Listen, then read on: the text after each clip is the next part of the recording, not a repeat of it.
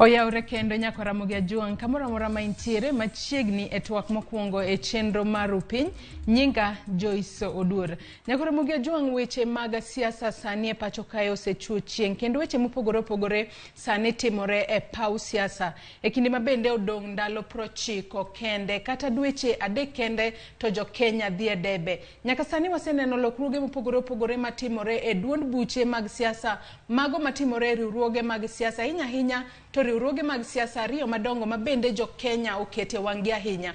Mano riwruok mar Azimio la Umoja One Kenya Alliance kachiel kod mano mar Kenya Kwanza. Emomiyo kinyi makawuono wantiere kae mar mondo mi wanon kata wakol weche mag siasa kata weche matimore e paw siasa e pachoka mar mondo mi jo piny bende obed kod ng'eyo kendo gibed kod rieko mar yiero jotelo manyalo kelo negi lokruok e yor dongruok kanyo ka gibiro chopo tarik 9 dwe mar 8 higani. Kata kamano nyako Ramogi ajuang kinyi makawuono okan kenda mar mondo mi wanon weche gi mag siasa. Antiere kae kod janon weche mag siasa ma en Duncan Okach ma bende wadwa twak godo kendo wadwa mana temo kolo weche mosebedo katimore e paw siasa nyaka gisani.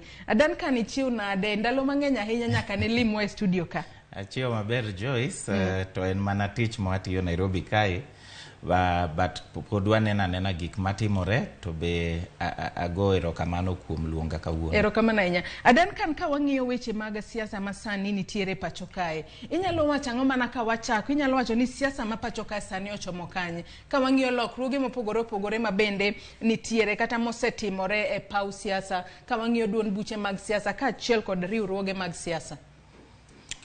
Joy, siasa ma Kenya sani ochomo kuma ji wacho gani en settlement stage. Kama koro yudo ka en ka gima iketo pie karai. Nyaka pod ibro yudo ka pod oyieng ni ntie yungno mantie. But ka wachomo ka odonga maybe dwe achiel. Ing'eni be ntie ratiba ma IBC be oketonwa gi chik mantie e sheria. Makoro ntie ndalo ma wadhi chopo makoro osenyiswa ni nyaka giyer running mate on the 16th. Osenyiswa ni ntie samakoro ji onego bed gazetted. Osenyiswa ni team ntie kaka onyiswa ndalo ma onego riwruogi gilos team gi from malo nyaka piny. Chieng ma ka wasekalo kanyo makoro wanyalo wacho ni koro gin gi full teams makoro wanyalo wacho ni wachako siasa. Gimonego ing'e ni kata ntie ndalo ma IBC bro landonwa ni an official campaign period. Pok wachopo kata monego bed ni chakore dwe ni. Dong onego bed ni chakore tarik 29 dwe mar 5 higani. Yes. Koro ka wachopo kanyo makoro ibro yudo ni ntie gik mang'eny madhi timore. Ntie kaka bunge gidhi loro bunge ibro or ni gidhi gitim campaign officially. Koro sama kama wantie ni pod gitemo en last minute rush.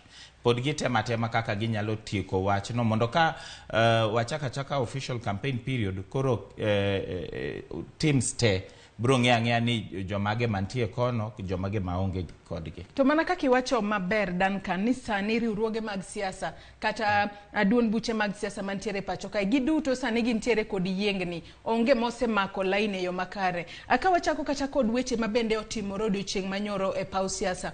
Kame wang'iyo ka waneno ka mano governor e county ma Machakos Alfred Mutua mabende en jatenda duond burano mar maendeleo chap odiochieng' manyoro no kao okang' makende mar wuok e riwruogno mar Azimio la Umoja kendo wachelela ni sani koro gidwa dhi riwore kod Ruto. Sani mano koro keto siasa mar Azimio la Umoja kama chalo nade. Mutua nyalo bedo gi kwan marom nade monyalo dhi siro godo Ruto to fuok mane manyalo bedo ni oweyo e Azimio la Umoja koni.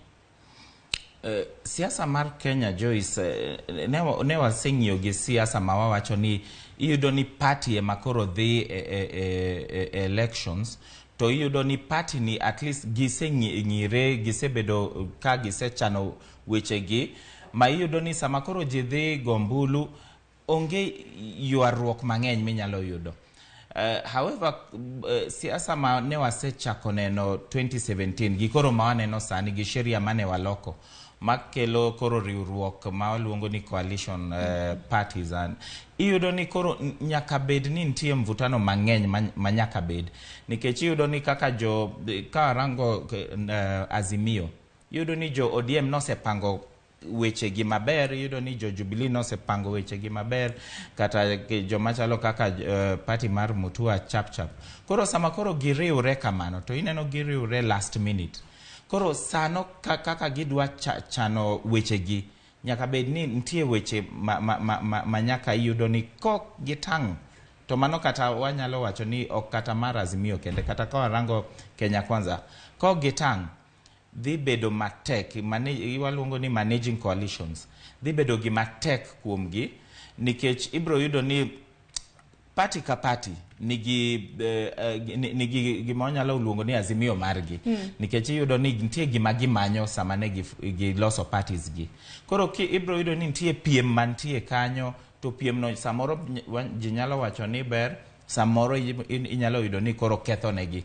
To mano e gima ne waneno kata nyoro, nikech iyudo koro sama koro Azimio nochako, iyudo ni nitie areas kaka wanyalo wacho ni koro Ukambani region, waneno ni nitie Ngilu, nitie Kivudha, Kibwana, nitie joma nosedonjo Azimio, nokuongo ne jomoko kaka Kalonzo.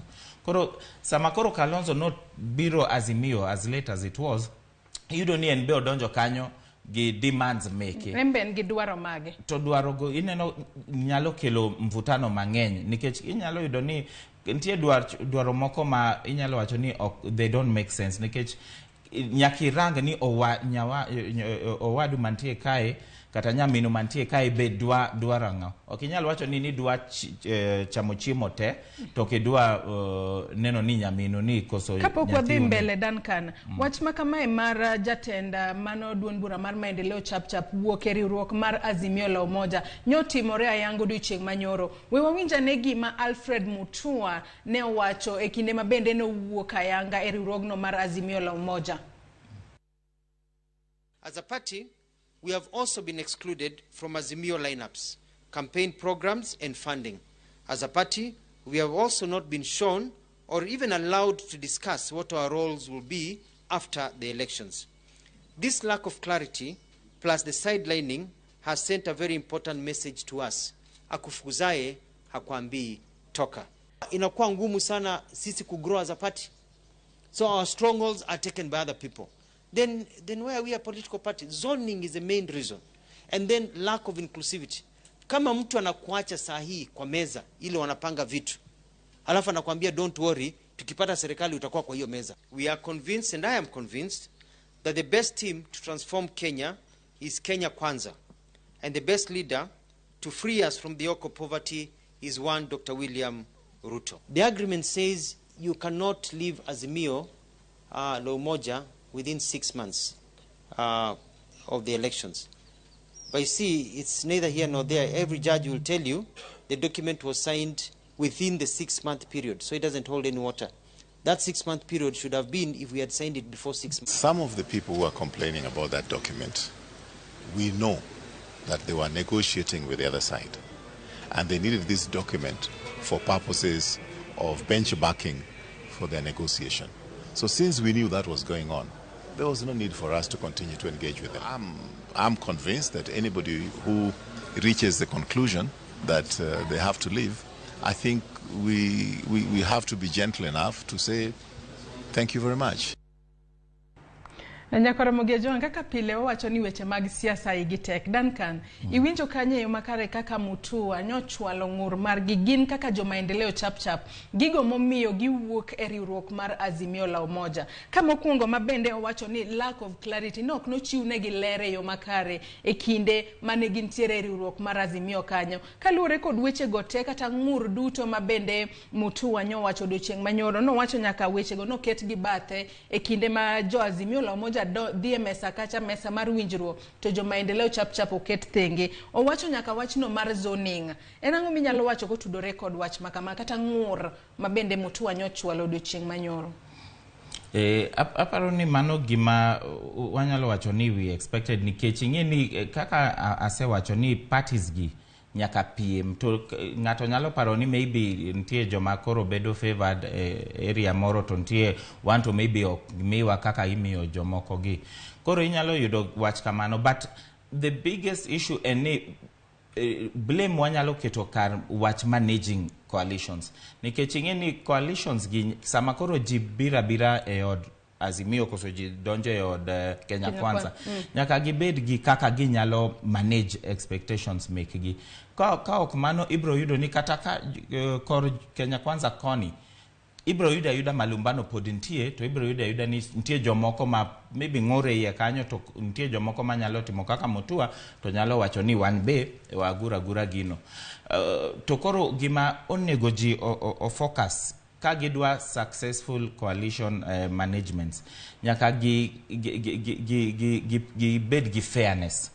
Nikech ok inyal wacho ni ati idwa favor party achiel to party moro to ok idwa favor, nikech kaka Ukambani wantie pod gi parties mang'eny mantie e Azimio.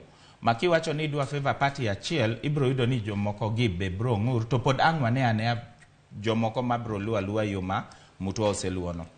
Kirango Kenya Kwanza pod ibro yudo pod nitie malumbano mang'eny. Kochopo kwanza kama koro gidwa yiero Jalup Ruto. Yes, ibro yudo ni kanyo pod bro bedo gi issues mang'eny. To unless ka giketo management maber makoro nyalo deal gi expectations make jogi pod ibro yuda ni pod nitie. Kapok wadhi e siasa mar manyo jalup, siasa mar manyo jalup no bende kelo wich bar maduong' ahinya ne riwruoge mag siasa. Kaluwore ni riwruoge mag siasa gi wanyalo wacho ni gin tiere kod jodito matek mosebedo e paw siasa kuom kinde malach. Kapod wantiere wach mar Mutua, to ka Mutua nosewuok e riwruok mar Azimio la Umoja, bende ne waneno ka jatatije amano jatatije tend riwruogno mar Azimio la Umoja mano Rafael Tuju bende ne wuok oko yanga mar duoko Mutua, ka bende wacho ni ne gisewinjo maling'ling moko ni Mutua kaachiel kod jo maendeleo chap nosebedo ka wuoyo piny kod riwruogno mar Kenya Kwanza. Kanyo tinyalo wacho ang'o? Nitiere adieri e wach makamano emomiyo koro ne gikawo okang' mar wuok e Azimio kose nang'o? Pana okinyal wacho ni gima Rafael Tuju no wacho ni mano adier, nikech inyalo paro paro ni 1 month ago ntie Mutua no se lando ni ntie issues ma en go. To no se wacho ni ka issues gi jogi okorango maber, ibro yudo ni no se wacho ni en odwa wuoka e coalition. To no ne wawinjo ni Raila Odinga no gochone monyis magi loso ma at least odong owacho ni koro konyal guro Azimio to obro donga e Azimio. Koro mai weche ma Mutua wacho nwagi ok weche mochako nyoro, gin weche moselando to ok en kende. Ntie other leaders mantie Azimio ma pod nigi the same issues. Maka ochopo kuma koro ok wadwa lan ka Mutua owuok e coalition, to instead of learning to mondo waneni ang'o ma wanyalo loso, ang'o modhi marach. Ka wacho ni koro wadwa yanyo Mutua, wadwa timo mano, ane other leaders pod bro luwa yono, to gino ok dhi konyo jo Azimio, gino dhi hinyo jo Azimio, to mano truth must be told. Nikech Rafael Tuju ben ja siasa, to of course okinyal expect ni ginyalo beda to giwacho ni gini ohinyogi. To deep inside them ging'e ni gini ohinyogi, to gini pod dhi hinyogi ka wadhi mbele. Koro gima no wacho mano mana wach siasa, to konego ji oketa nini mang'eny e wach no. To kapod wantiere mana e wachno mar siasa mar Azimio la Umoja, bende yande waneno ka Don Burano mara Pamoja African Alliance mar governor e county ma Kilifi Amason Kingi bende no wuok e riwruok mar Azimio la Umoja, ka gin bende ne gichwalo ng'ur mar gimo pogore gino momiyo giwuok e Azimio la Umoja. Nyalo bedo ni wachni mar zoning ma bende en achiel kuom ng'ur ma bende Alfred Mutua nyochwalo odiochieng' manyore makelo pogruok e duond bura mar Azimio la Umoja kacha kose, nikech nyaka sani Azimio la Umoja ne ntiere kod duond buche madirom 26, to sani duond buche mosewuok waneno ka koro kwan gi dok piny.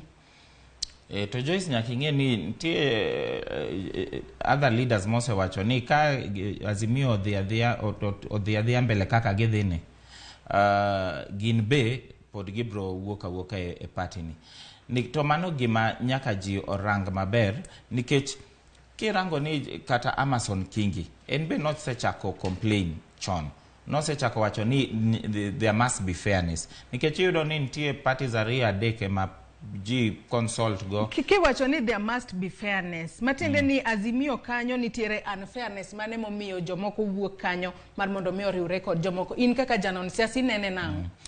Ingeni anarango Azimio to arango Kenya Kwanza. Kirango Kenya Kwanza to iyudo ni okinyalo wacho ni nitie ng'ama koro gipendelea. Minyalo wacho ni koro to jomoko nitie other party leaders magiwito oko. Mano Kenya Kwanza. Kenya Kwanza. The inyalo nena fairness. But kirango Azimio nitie the management committee mane giform. To iyudo ni giketo mana parties adek. Koro other parties mantie Azimio bro neno ni nitie kaka jikao gik asif gin secondary parties kagima gionge giteko. Koro ngato nyaka pim to neno ni ka dhi kocha to joka at least bro kawa kagima ngato to koni jineno kaka nyoro negi yanyo gi ni kata gionge gi kura gionge gi ji. Donge koro ngato nyaka nikech politics is about numbers and expectations. Koro on this other side bro neno ni ngato nyalo dhi kocha nikech kocha ji bro value. But kirango koni ibro ido ni pod nitie gi issues. To kirango gik kata Amazon Kingi no wacho. To Amazon Kingi ngato kikwacha wacha ni en mana ngata achiel koso onge kata gi kura nikech the main reason sama negi riure on 2 months ago negi wacho ni parties gite konyowa ndiye kama parties gite konyowa makoro kochopo kama koro udwa wacho ni en mana parties adek koso parties ang'wen makoro ji dwa wacho ni magi are the main parties jomoko gi obviously gin dhano gibro winja lit moro to ginyalo wacho ni better adhi kata kocha kosa donga kenda. Isewinjo kata Kalonzo Musyoka ka complain en beo complain wacho ni hapana kaka management mar party ni dhi mbele nitie gi issues. Isewinjo kata Jubilee nitie sama koro baba no wacho ni ati onego bed ji onego go 3 piece sama ji gombulu to niwinjo ni jo Jubilee no wacho ni hapana ok wanyal wacho kamano. Give people the freedom to vote. Kiki chik ji ni nyaka gigo ne party ni koso party macha so long as une Azimio. Koro kochopo kanyo to iyudo ni koro gidwa keto kendo zoning ne parties moko. Nikech ka jo Jubilee no setamre wach no. Giwacho ni labda Nairobi ema wanyalo rango wach zoning. But nitie areas moko wanyal rango wach zoning. Koro kochopo kuma koro idwa wacho ni ati kata ka en area mar Ukambani. Gin gi many parties moa Ukambani. Okinyal wacho ni idwa mia idwa zone to idwa miyo party achiel to party moko gi be nigi joggi party moko gi be dwa ni nitie dongruok e parties go to idwa nyiso gi ni unto okunyal field any candidate. Mano to expectations ji brother. The best thing maginyalo timo giwene ji thuolo. Party ka party nyalo chungo ngama gi dwa chungo. To ka ntie ka gidwa loso oket gi mesa we gilos mondo gibed gi winjruok. Maka giwuok kano gima gilando en gima gisewinjore. But okinyal beda e kona achiel to ipango ji to iwuoka iwacho ni party ni ema nyalo field. Mano gibro lose more and more parties. Atoka podwa ntiere e wachno mana kaka kapok wadhi kata e wachno mar ni party ka party nyalo chungo ngama gidwaro. Ka wang'iyo chike mabende nitiere e boriwruok mar Azimio la Umoja One Kenya Alliance mabende oyangi. Chik makamano yango ni duond bura ok nyal wuok e riwruok kapok okadho dweche 6. Mae tiende nango in kaka janon weche go mag siasa kendo kile pacho kae kaluore ni nyaka ne giket kok gi ogirimiti kacha waseneno ka duond buche moko sani koro wuok e Azimio riwore kod riwruok mar Kenya Kwanza kata riwruoge mamoko. Chieng mane gigoko gi sheria mane giketono jo all these parties ne gin gi okinde ne gisomo gino to okinyal wacho ni ati ne giyie gi wach ni to sani to wacho ni gini no kwa neno maber. Kise keto lueti e otascha to otascha is a legal instrument nikech no tere ka registrar of political parties. Manyiso ni mano e chik manyakulu. Chik no to nyiso wa ni oginyal wuok kapod gitieko dweche achiel to the general elections. Maka gima Alfred Mutua timo sani dweche auchiel to the general elections. Gima Alfred Mutua timo sani ok dhi maber gi chik. To aparo ni ngato nyalo dhi court to nyalo wacho ni onge kako nyalo dhi Kenya Kwanza koso ka konyalo kata wuoka coalition ni nikech this instrument no bedo registered gi Register of Political Parties. Magimotimo no aparo ni dhi bedo gi legal issues mbele kae. To ok yot to mai gima parties gi onego puonjre en ni gik magi go lwet gik magi sign, they are not just cosmetic. Gin gik manigi a lot of value sani. To kata kiwacho ni gik magi sign go mos kuom ng'adi nikech Alfred Mutua osebedo ka lieko ni nyaka ne giket kokgi e riwruok kata e winjruok mar donjo e riwruok mar Azimio la Umoja pok gineno boke no mane gichwe kokgi. Ere kaka ne gichwo kokgi to pok gineno boke ma kamano. Nyalo bedo ni nitiere malingling moro ma jopiny kia kosenang'. Onge ng'ama ing'eni gino negi sign gigo hadharani. No gi sign gino no ko ter gi room moro makoro onge jo media neni kanyo. It was in broad daylight. Onge kaka ng'ato nyalo wacho ni no chune ni o sign gino. Makoro okinyal wuok bang'e nikech legally as long as he say sign gino, that thing is binding. Onge kaka inyalo duogo bang'e to koro idwa nyiso ji ni hapana ati wach dweche auchiel no sign inside the dweche auchiel momiwa ni. That doesn't matter gi kirango sheria wacho ni so long as iseketo lweti kanyo to gino osebedo registered gi Register of Political Parties, gino bedo gi gima wawacho gani binding effect. Otwei onge kaka inyalo wacho ni idwa without following that procedure. Onge. To be onge kaka registra mar ndiko duond buche nyalo konyo gi wach nikech ne gisendiko ne registra ka gidwa ni giwuoge duond riwruok mar Azimio la Umoja kose kanyo bende onge kaka inya konygi. Ema wacho ni ntie otas mag negi sign ntie a section ma wacho kaka inyalo wuok. To mai to inyalo timatima outside the 6 months. Ok inyalo timo kadweche auchiel pokorumo.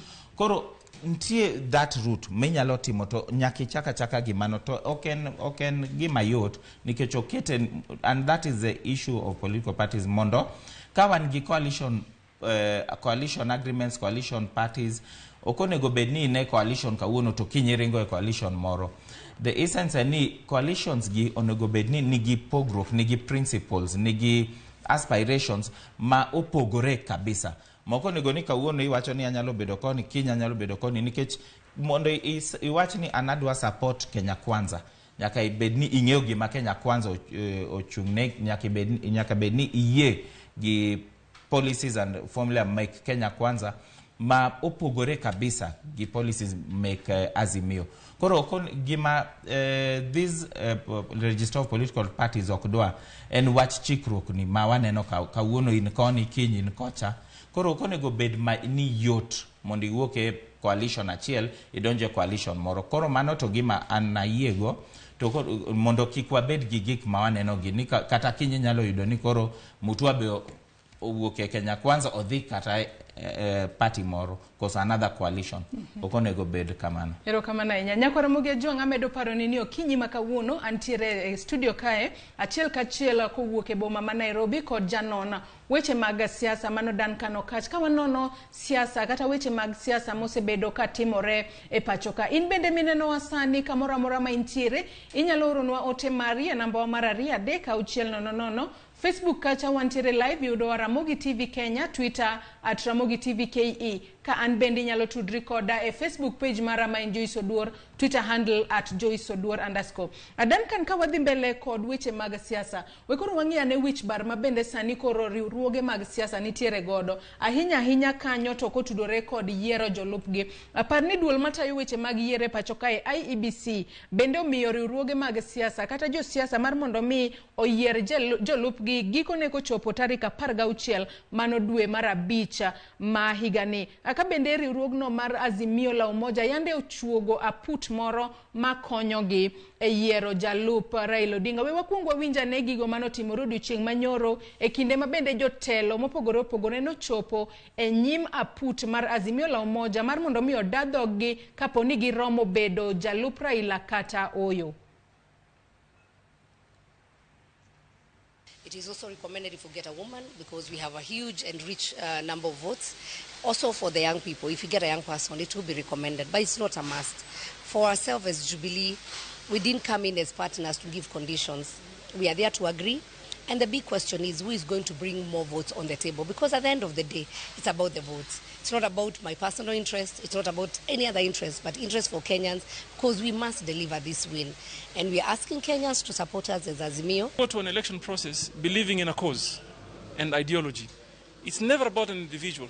So for me, whoever is seen to be best suited, which I find very hard because it's very difficult to beat me, it will be the ticket that will sell. I will bring in a whole community to the table. And you know, I come from a very big community.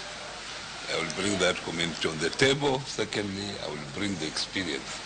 I have been in politics for a long time. Kenyans know my capacity in terms of performance. You know very well. So I will bring at least some wealth of experience on the table. This is a first, having interviews for the selection of Deputy President stroke running mate. It was a cordial engagement, and I very much look forward to the outcome and to successful campaigns by the Azimio team. I'm ready to hit the ground running. Haiwezekani. Kenya ni Kenya. Yani unaenda kufanyia Kalonzo interview. Awe naibu wa Raila. But we are available to meet any other candidates that are willing. I thought Kalonzo wanted to be the deputy president of this country. The panel had established that there were applications that had been submitted to the campaign secretariat and had unfortunately not been forwarded to the panel, as no such a communication had been anticipated. The panel has considered the matter this afternoon and has reviewed the shortlist made yesterday. And I've been talking about sacrificial champions. Watu ambao wako tayari, hata viongozi ambao mmewaona hapa, ni yupi anaweza kumuondokea mwenzake ndio ashikilie uongozi kwa kipindi fulani. Ukijua kwamba Mungu akipenda wewe itakuwa ni zamu yako kesho ama kesho kutwa. Raila in 2017 ulitembea Ukambani na ukambia Wakamba na Wakenya ya kwamba in 2022 you will stand behind Kalonzo Musyoka for the position of President of the Republic of Kenya. Sisi kwa heshima tumerudi nyuma hatua moja. Kalonzo Musyoka is not attending the interview on Monday. Mr. Wekesa, andika mahali notes. Musyoka is not attending. Alafu wewe usidhubutu kutoa majibu ya kusema ati Kalonzo hakukuja, alafu utapatia mtu mwingine deputy president. Si museme kitaumana. Panye ubiyo ba. No Kalonzo! No Kalonzo! No Kalonzo! Na tuseme ya kwamba the people's interview is over. Katika walotajwa wanaoweza kuwa running mate wa Raila Amolo Odinga ni ndugu Gavana Hassan Ali Joho na dada yetu Mama Charity Ngilu ambao wako katika mstari wa mbele. Iki chama cha ODM hakikuzaliwa wala hakiuzii uoga. Kwa hivyo msimamo wetu sisi ni kuchukua maoni ya kila mmoja, lakini katika hali ya kuchukua maoni tuwe pia tunaheshimu katiba na matakwa ya Wakenya kwa jumla.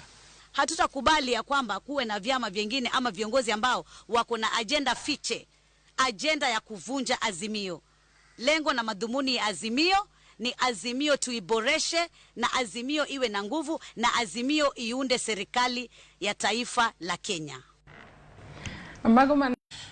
Kawa rango kaka leadership bedoga. It is good ka Raila ema yiero jalupne.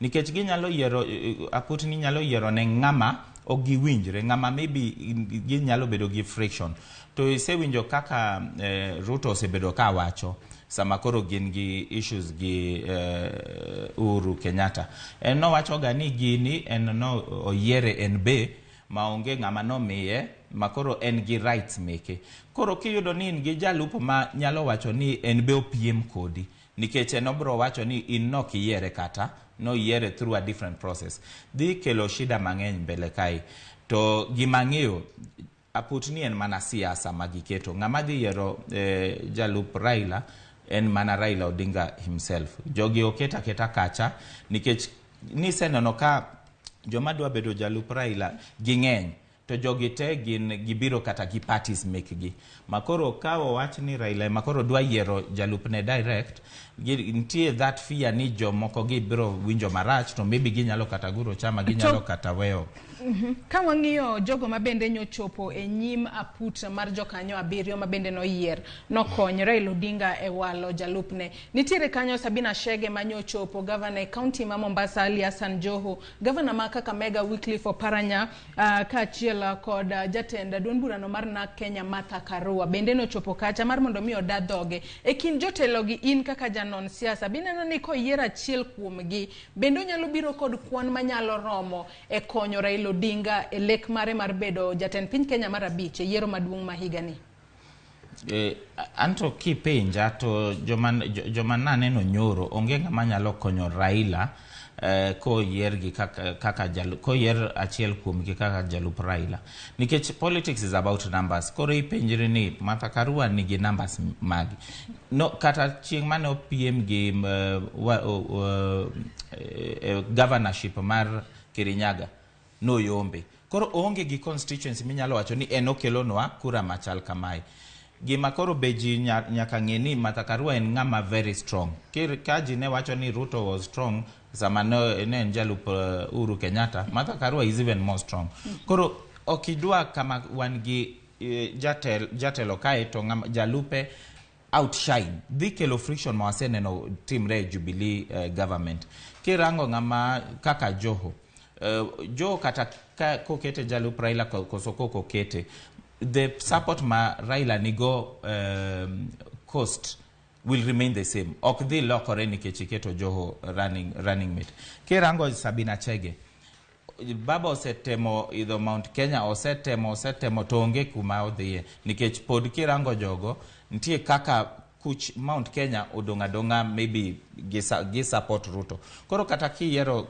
Sabina Chege odhi medango emomiyo ineno ng'ama chalo kaka Kalonzo Musyoka wacho ni ento kopar ni onego odhi mbele komitini nikech onong'eyo gimo kelo ne Azimio gimo kelo ne baba koyiere kaka jalu en gi a very strong 2 million votes to those 2 million votes ngani control emomiyo ineno jomoko wacho ni kata Alfred Mutua odhi to ok badhgi nikech ginto ging'eya ni at least the Kamba vote nigi Kalonzo inyalo yudo kata kirango ng'ama chalo kaka Ngilu ibro yudo ni ki compare Ngilu gi Kalonzo kata ka Ngilu giwe oko kura kuch Ukambani region 2 million votes pod brodong Azimio koro en mana kaka jigo kwan kirango ng'ama chalo kaka governor mar Kakamega Wycliffe Oparanya the western vote koso the western support mar Azimio brodong adonga the same kata kiketo Wycliffe Oparanya koso kokiketo koro nyakine ni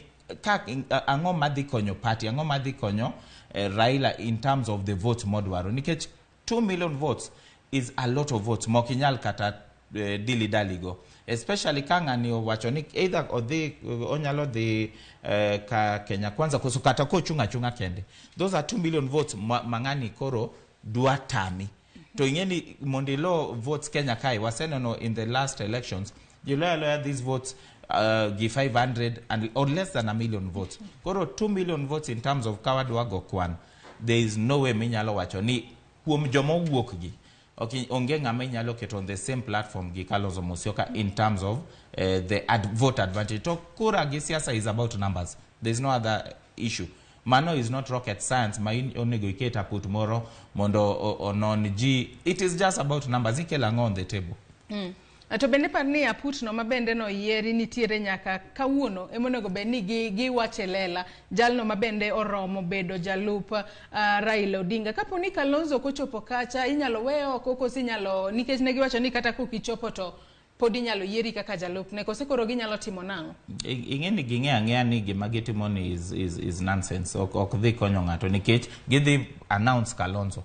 To koro jomose dhi mbele gigi. Joma nose dadho gi mbele gigi. Yes, koro dhi wuok kaka gima ne gikia gima gitimo nikech gin gidhi kacha gi honor everything, but the reality en ni wach jalup ok nyal yier ne ng'ato through any other process.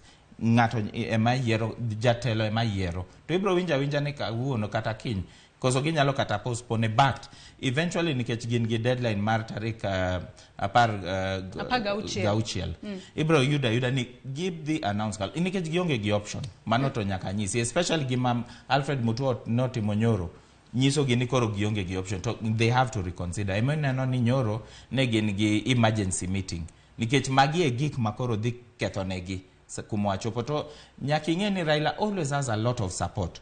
To at the last minute sama koro wadwa the elections sama wadwa gombulu ntie ga miscalculations achiel ariyo which always cost people.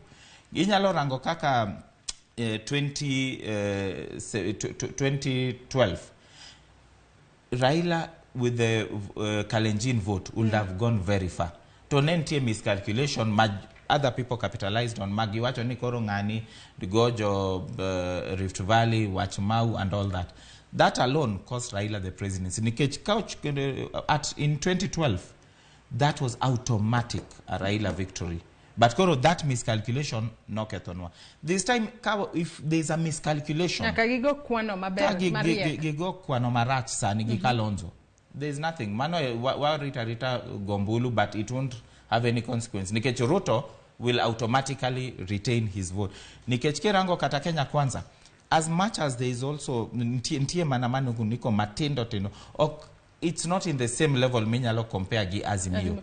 To kapo dwa dhi mbele kod twaka wich bar mar manyo jalup jalno mating'o ngai mar 10 piny Kenya e riwruogno mar Azimio la Umoja kaachiel kod Kenya Kwanza. Ka wang'iyo Kenya Kwanza wich bar makamano bende nitiere. Ka nitiere jomopogore opogore ma bende nyaka sani oseliek ni nyalo bedo jalup Ruto. Mano Senator Matharaka Nithi Kindiki Kithure, mano nitiere jatend duond burano mar Amani National Congress Musalia Mudavadi, wantiere kanyo kod speaker mar od bura mamalo Justin Muturi kaachiel kod jod bura ma Kandara Alice Wahome. E kind jogi te kaluwore kod mbi margi ma ponono gintiere gode weche mag siasa. Korka kori kaka janon weche mag siasa, ng'ama nyalo konyo Ruto kata nyalo kelo ne Ruto ombulu moromo manyalo miyo Ruto nyalo bedo jatend piny Kenya mar 5 ka ponono no yombo e yiero maduong' ma higani. Kawarango Kenya Kwanza ibro yudo ni nyakirang jogi keto gi darubini to ineno ni ginyalo konyo Ruto nade. Iyudo ni Ruto ji osewacho ni ntie a lot of corruption issues ma osebedo around him. Makoro kodwa yiero ng'ato nyako yier jalup makoro dhi konye in that image issue. Koro kirango ng'ama chalo kaka Rigathi Gachagua ntie kot sani. To ntie a lot of area. Emomiyo ng'ama nyalo mi jalup en mana Kithure Kindiki koso speaker Muturi. To emomiyo speaker no dhi kata kocha. To bing'e ni jo Azimio la Umoja bende osebedo ka temo gido masawa mar piny Kenya. Katiende ni ka ponono gi yiero Kalonzo mar mondo mi obed jalup Raila Odinga. Nyalo bedo ni Mount Kenya koro ok bi siro Raila kose nang'o kaluwore ni nyaka sani wanyalo wacho ni onge jatelo mora manigi mbi mochung' e laro kom motegno kata kom maduong' kawuok masawa mar piny Kenya kata Mount Kenya. Ing'eni kawarango joma koro osewuok ni gidwa bedo jalup Raila, warango ni gin gi what kind of support. Kirango Sabina Chege, kirango Peter Kenneth, the last time ne gidwa ni obed kata governor Nairobi kae to notame. Kirango ng'ama chalo kaka Sabina Chege kata sani okonyal kata chung' thurgi kucha nikech joka okdwa ntie kaka gise pango wechegi makoro ogidhi kata ka Raila oketo jalup neni owuok Mount Kenya kata ko miyo gi kata all the ministerial seats o promise gini adhi miyo podoko dhi yudo the votes. Odhi yudo maybe 25% at most. Kotemo kabisa. Koro it does not matter. It is inconsequential koketo ng'amo wuok Mount Kenya. Emomiyo wawacho ni it's about numbers. To mai kwan mayot kabisa mang'amo chopo class 3 onego bedni nosegoyo nyoro motieko moyudo A. Nikech iranga numbers. Who is coming with the numbers? Emomiyo Kalonzo sungore nikech ong'eyo ni en gi numbers. 2 million votes is not something to joke. 2 million votes moting'e toke monyalo deposit na Azimio. Yes. Kata kamano nyako Ramogi Ajuang medo ang'isi ni nyalo tudri kodwa e Facebook kata wantiere live yudo Ramogi TV Kenya, Twitter @Ramogi TV KE. Kasomo moko kuom ote mabenda neno kuseoronwa e Facebook kacha. Engineer Lazarus Kanyambok wacho ni wuok mar Governor Mutua has no big impact in Azimio. He is just displaying Ukambani rivalry to the next level. It's widely believed that Mutua can't share podium with Kalonzo. Ruto temo tiyo kod propaganda kod parade giji maonge impact kaka Mutua kod Governor Kingi mondo oketgi mind game. Mano wacho ni psychological politics. Ongisa kanyo na mos ne Cleophas Oluoch. Cleophas Oluoch ageno ni iwinjo mose yo makare. Ote machielo mabende aneno ka Oindi oro kae wacho ni wuok mar Governor Mutua e Azimio nigi minuscule negligible impact. To gima wang'eyo pile ka pile ni excuses are nails used to build houses of failure. Mutua golo reasons kaka zoning, funding, inclusivity as an excuse. Oken sincere. Erokamano ahinya kuom ote mabende umedo oronwa e Facebook kacha namba mar 2-3-600 bende oyaw thuolo. Gie thuolo ni wakaw yoyo matin kaito waduogo wadhi mbele kod twak machalo kama. Kik idhi mabor.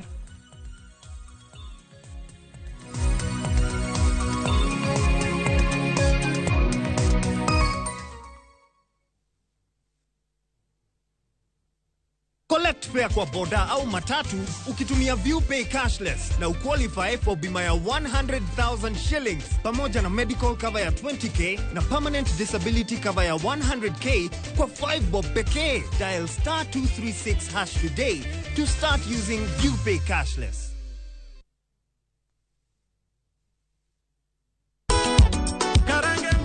Gima wan go gadier ni wang'eyo en thum. To ok thum thum mamit sida. Wakelo thumbe ma ukwayo. En reggae wake. Wawinjo mine mogwedhi gi duol mamit. Waparo nu chien gi thumbe machon muero. Wadonjo kod sukus e sama chon. Kitai kod DJ Vic. Mana e ngoma wake. Pile pile kik bai kata matin.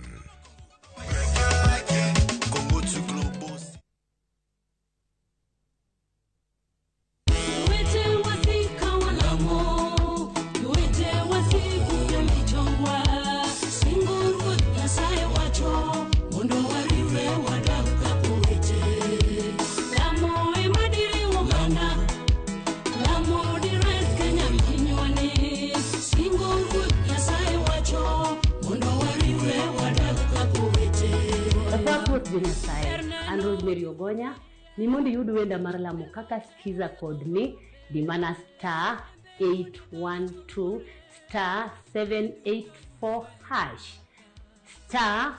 *812*784#. To parie ni ya Ramogi TV ene ot mar jower duto te.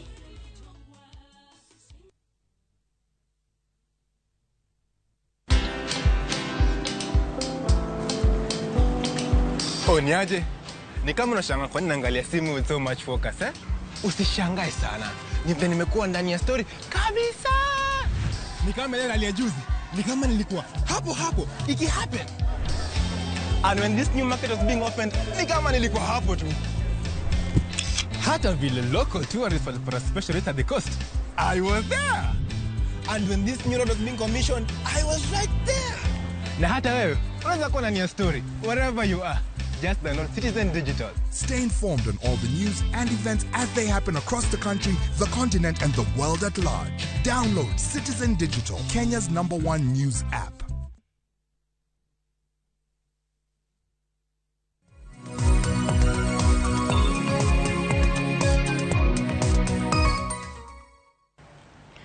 Erokamana inya kumedo kete e Ramogi TV ka inya Ramogi ajuang kamora mora mineno kinyi makawuono thuno wach mabende watu wake studio kae achiel ka achiel kowuok e boma ma Nairobi gin weche motudore kod weche mag siasa e kinde mabende odong' mana ndalo 90 kende to jo Kenya duto dhi e debe e yiero maduong' mabende biro bagi kanyo kochopo tarik 9 dwe mar 8 higani. Weche mopogore sebedo katimore e pau siasa e pachoka e waseneno riwruoge mag Kenya Kwanza ka achiel kod Azimio la Umoja nitiere jotelo kata duond buche mawuok e riwruok achiel ka dhi e riwruok machielo. Weche makamago loko papa e yo machalo nang'o. Mane momiyo kinyi makawuono e studio kae antiere kod janon weche mag siasa Dan Kano Kacha ma watemo kolo godo weche mag siasa kata weche mosebedo katimore e pau siasa e pachoka e kinde mabende yiero maduong' akayo machiegni. In bende kamora mora mineno anyiso ni nyalo tudri kodwa e namba mar 236000. Facebook kacha wantiere live yudo Ramogi TV Kenya, Twitter @Ramogi TV KE. Ka an bende inyalo tudri koda e Facebook page mara ma Joyce Oduor, Twitter handle @JoyceOduor_. Adan kan ka wadhi mbele kod twak marwa kotudore kod chal mar siasa e pachoka. Weche gi mag siasa nyaka sani wanyalo wacho ni gin weche matek. Kendo jo Kenya kata bedo ni ja Kenya ema biro yiero jatelo ma gidwaro to gwandruok pod waneno ka nitiere e riwruoge mag siasa ka achiel kod duond buche mag siasa. Ka wang'iyo kata ponono ka wang'iyo kaka jatenda piny Kenya masani mano Uhuru Kenyatta nosiro lwedo Raila Odinga mar mondo mi obed jalno mabende biro laro kom tend piny Kenya.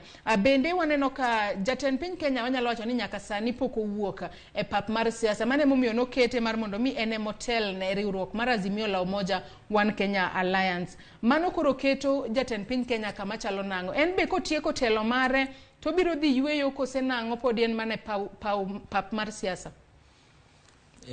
Jatend piny ma Kenya ma Uhuru Kenyatta osewacho ni ento odwa hand over power nikech katiba wacho onyise ni nyako hand over power. To kochopo kae to pod nosenyiso ji ni en be odwa donje campaign trail, odwa campaign ne Raila Odinga to nowacho ni odwa campaign kagima he's not even the president. To kirango mano to oseluongo Sagana 1, Sagana 2, Sagana 3. To waseneno ni there is no major impact ma waseneno kuom buche ma oseluongo go in Sagana. Osetemo loso gi jogi kanyo iyudo ni kiwacho ni there is no major impact matena ni poko gido masawa mar piny Kenya makare mar mondo mi osir Raila kosenang'o. En mana ni nitie pek moro mantie kirango Mount Kenya koso Central Province in terms of kaka ginyalo support Raila nikech gisetemo gik mang'eny kabisa to ginena ni it's not working. Mineno kata sani ne gisewacho ni kagi manyo jalup Raila ne giwacho ni jalup Raila nyaka wuok Jubilee. To kirango joma gi Jubilee oketo be onge gi that much impact nikech en Sabina Chege gi Peter Kenneth.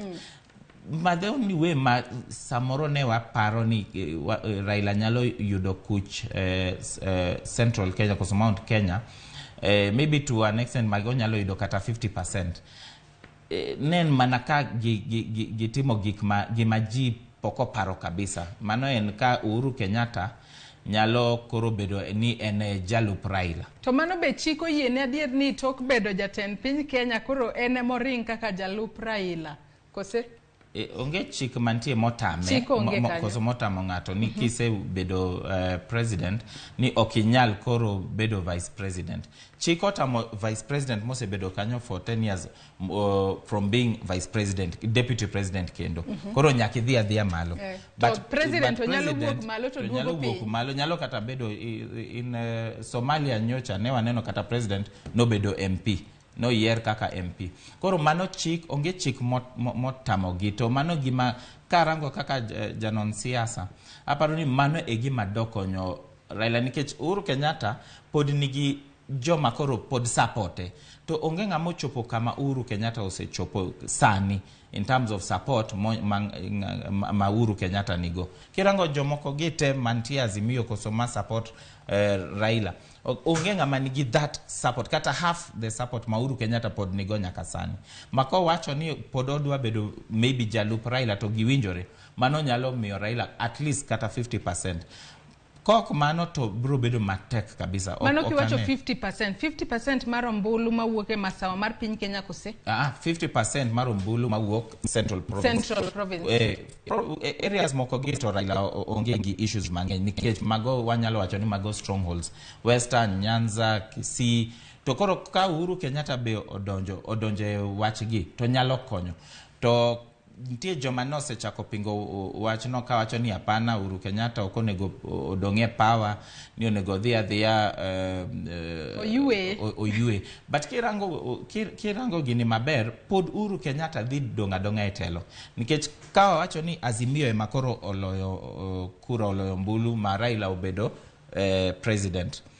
Nitie the coalition management problem agiketo.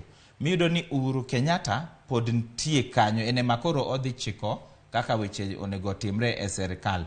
Nikech kirango that formation Jubilee pod nigi ji mang'eny. To Uhuru Kenyatta in that formation and senior to Raila. Kata ka Raila obedo president, dhi chalo kagima waneno ga in kirango countries moko gi kaka Israel. Ntie prime minister to ntie president. Koro ntie ng'ama koro run government, to inyalo yudo ni Raila ma run government, but ng'ama ntie kanyo kaka giketo sani, Uhuru Kenyatta ema dhi bedo gi a lot of say. Koro joma wacho ni pod odhi yueyo to kapar ka Azimio loyo, Uhuru Kenyatta will be very much in power. Kirango formation mantie sani. Pod entiere pap mar siasa. Pod entiere pap mar siasa to ji osenyise ni pod otin, onge kuma onego dhi. Pod en rawera. Pod en rawera. Kata kamano ka wadhi mbele kod twak mara bende ne waneno ka mano commissioner mar duol mar IEBC mano ngire Abdi Gulie ka bende nyotwak kod od fwambo marwa mar Citizen TV odiochieng' manyoro. Bende sani koro nowacho ni jalno kaka Peter Munya ma bende noko gwetao e kinde ma bende nomi jotije mag sirikal thuolo mar gwetao mar mondo mi gidonje pap mar siasa. Ni sani koro en ok onyal bedo jalup Raila kalure ni noko gwetao. Wach makamano donge otimore yo makare kose onego be ni yie na yieya kalure ni kato bedo ni ene sirikal to pod onyalo laro kom mar telo kaka jalup Raila Odinga. Gima jo IBC owachono lure gi sheria. Nikech sheria no wacho ni kap idwa donje siasa. Nonego be ni gwetao. To chiko wacho ni nonego gwetao at a certain date.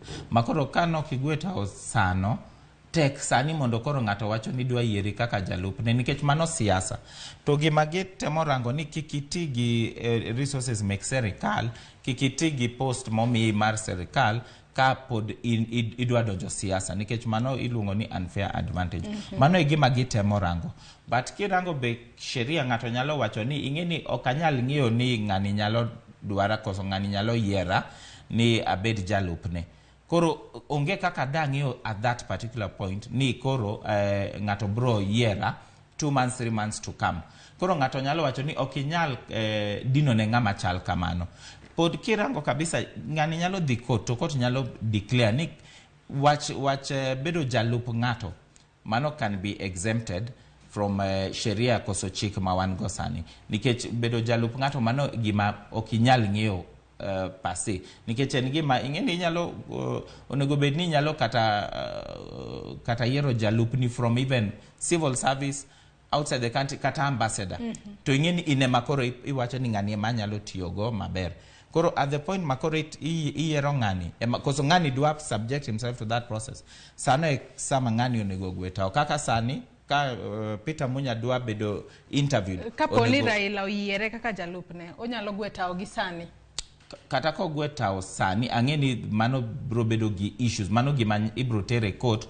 To okidwa chako yiero ng'ama koro bro chaka gi court cases. Nikech by that time, ing'eni calendar mar IBC pod dhi mbele. Jonego bedni gine campaign trail outside there, okni une court. Koro aparo ni that's a major issue. Kata ka engi onyalo dhi court to court nyalo declare maybe 2027. By then ng'ato bro dhi e court to court bro miwa direction maber gi chik mantie. But sani to okapar ni onyalo wacha ni ati Raila nyalo yiere ni obed jalupne to piny dhi adhiya mbele kagima chik mano ket cha ok ti. Ato odiochieng' manyoro bende commissioner mano mar IEBC mano Abdi Gulie bende nowacho ni Sonko kaluwore ni ok nyal miye thuolo mar yiero kata ok nyal miye thuolo mar bedo governor e county ma Mombasa kacha kaluwore kod buche mibadhi ma yande omiene kata bedo ni nosetiekore kod wach machalo kama. Mano bende keto siasa e county ma Mombasa kama chalo nade. Par ni Mombasa kacha bende ne ODM ochungo mano Abdul Swamad Nasir mar mondo mi obed oting'o otiko mar ODM e laro kom governor e county mano ma Mombasa. Mano koro keto siasa e county ma Mombasa kama chalo nade. Joyce, wach noto en wach ma anayiego 100%. Nikech kirango wach Sonko to nyaka wacha ni I was among okinde manogolo Sonko. Ine mane konyo e thicho Sonko oko? Na konyo to ne emomiyo ang'eyo wach impeachment maber kabisa. Impeachment en gima very very serious. Ok gima ng'ato nyalo tugogo ni kawuono ibedo impeach kiny to idwa doka ni idwa vai. Nikech katiba wao wacho ni kisebedo impeached ok inyal chung any public seat kata MCA. In fact, qualification moket the Sharia wa article 191 katiba owach ni kisebedo impeached especially on graft issues okinyal chung kata MCA. To qualification mondo ibed governor under article 181 wacho ni nyaki bed qualified to be an MCA. Koro the moment mo isebedo impeached to impeachment no maybe he said the court to court be okoloko that impeachment process. Kaka Sonko or said the court, not the high court, not the court of appeal, to all these courts or yegi parliament or yegi that process. Makoro se chopokuma no nego o appeal to the Supreme Court. To no ko appeal to the Supreme Court. Koro ose chopo giko watch mar watch weche court. Onge kaka ngama chalo kamano nyalo duogo to nyiso jeni odwa chung. The same will apply kata giwa ititu. Kisebedo impeach kata ka ine court, according to me, kata ka ine court, unless ka court ose overturn gino emakoro inyalo wacho ni koro kochopo kae anyalo chung. But sani onge ngama osebedo impeach ma onego chung. Kirango Mombasa to mano a question ma wase bedo go mang'eny nikech kirango ngama chalo Kalonzo en ngama wamiyo luor kabisa in legal circles ma waluonge gani senior counsel omiye that title. Call me that title senior counsel onego bedni ing'eyo sheria maber to be ine makoro iluwo chik ma wan go Kenya kae kaka constitution katiba wani. Koro kineno kaka Kalonzo makoro wacho ni Sonko nyalo chung to en ong'eyo kabisa the effect of impeachment. There is a lot of questions makoro wabedo go kanyo. But kirango kata Mombasa gine makoro gidhi yudo asara maduong' nikech ka gise wacho ni Sonko madhi chung wach governor Mombasa County to IBC odino ne koni. Ingeni mano dhi nyiso ni Wiper ok nyal bedo gi candidate Mombasa. To mano e gima dhi timore sani kata ka gidhi court. In fact sani nitie case mantie court matemo pingo wach Sonko ni. But kaka nene ka Wiper okoloko ngama chung wach governor Mombasa to dhi kelo issues. To kok giloko ingeni Sonko be nigi support mang'eny Mombasa, mano gima ji nyaka yiego. En gi support mang'eny ma dhi kelo a lot of issues ne Abdul Swamad ngama dhi chung from ODM. Koro mano gima koro kirango sibling rivalry nikech Kalonzo ntie Azimio. Abdul Swamad ntie Azimio. Sonko bentie Azimio. To magi jomakoro nigi teko Mombasa. Dhi kelo a lot of friction. Ka waweya kama but sheria. Aneno ka samarwa mano miwa Duncan Dhikaru. Badwa ni mule mana wach moro ka mana mapiyo ka watieko. Aneno ka samarwa rumo. Duol matayo weche magiere pachoka e IEBC nomiyo duond buche mag siasa giko nyaka mano odiochieng' manyoro tarik 9 dwe mar 8 mar neno ni nyingego kata nyinge magichwalo negi mago mag nominations obedo kod 2/3 gender rule. To nyaka sani wanno kano chwal negi mbele tarik makamano nyaka tarik 12 mano dwe mar 5 mahigani. Matine ni parties mathoth kata duond buche mathoth okochopo dwaro mar 2/3 gender rule. Ang'o momiyo mae bedo pek ahinya e duond buche mag siasa mana mapiyo ka watieko? Mano bedo mapek nikech warango kuma waaye kaka as a nation nikech gini no nego bedni osetimre chon no se dhi nyaka Supreme Court ma ose nyisgi kamano but mano gimayot gibro achieve kamae. Gidhi rango nikech ineno kaka ODM nyalo kao central kuma giwacho ni this is not our strongholds to gidhi keto nying nyiri on that other side to gibro yuda 2/3 koro mano will be a mockery of this process nikech ng'iyo ni joka ok nyal loyo ibro yudo ni jo UDA koso jo Kenya Kwanza dhi kao Nyanza kucha giketa nying mora kanyo just to satisfy criteria ni but it is not right nikech the essence of 2/3 eniketo joma nyalo win koro gibro satisfy but in terms of the reality ging'ang'a ni ka giketo jogi kucha Nyanza very the chances magi nyalo yombo kocha very limited. Ero kama na enya wach ni mogik ka watieko chenro mar okinyi makawuono. Gima nyalo wacho ni siasa en wach moro ma wakao very seriously nikech inyalo yudo ni kawuono ng'ato en kocha to kiny en koni nikech siasa is about interests. But as long as watim siasa wa very peacefully, watim siasa wa democratically, to wayier gima ji onego ng'e ni inemi yiero ng'ato ok yier chama according to me iyiero ng'ama dhi telo nu nikech siasa e dongruok ng'ama yiero ema dhi konyi direct. Ero kama na enya siasa e dongruok nyakoro Ramogi Ajuang mago weche mabende ongiswa kanyo kod janon weche mag siasa Duncan Okach mabende ne wantiere gode studio mar okinyi makawuono ka wang'iyo chal mar siasa e pachoka kinde mabende odong ndalo 90 kende to jo Kenya dhi debe e yiero maduong' mabende biro bag kanyo kochopo tarik 9 dwe mar 8 higani. Nyakoro Ramogi Ajuang gi kanyo e mochopo godo e giko mar twak marwa mokwongo e chenro mar Rupinyo okinyi makawuono. Ero kama na enya kuom bedo kodwa nyaka wachope giko mar twak mokwongo. Kata kamano twaka podi iye lach kendo podi nyalo medo tudri kodwa e namba mar 23600. Facebook kacha wantiere live yudwa Ramogi TV Kenya, Twitter @Ramogi TV KE. Wakau yoyo matin kaito tokma chenro mar orako e mabironi kikidhi mabor.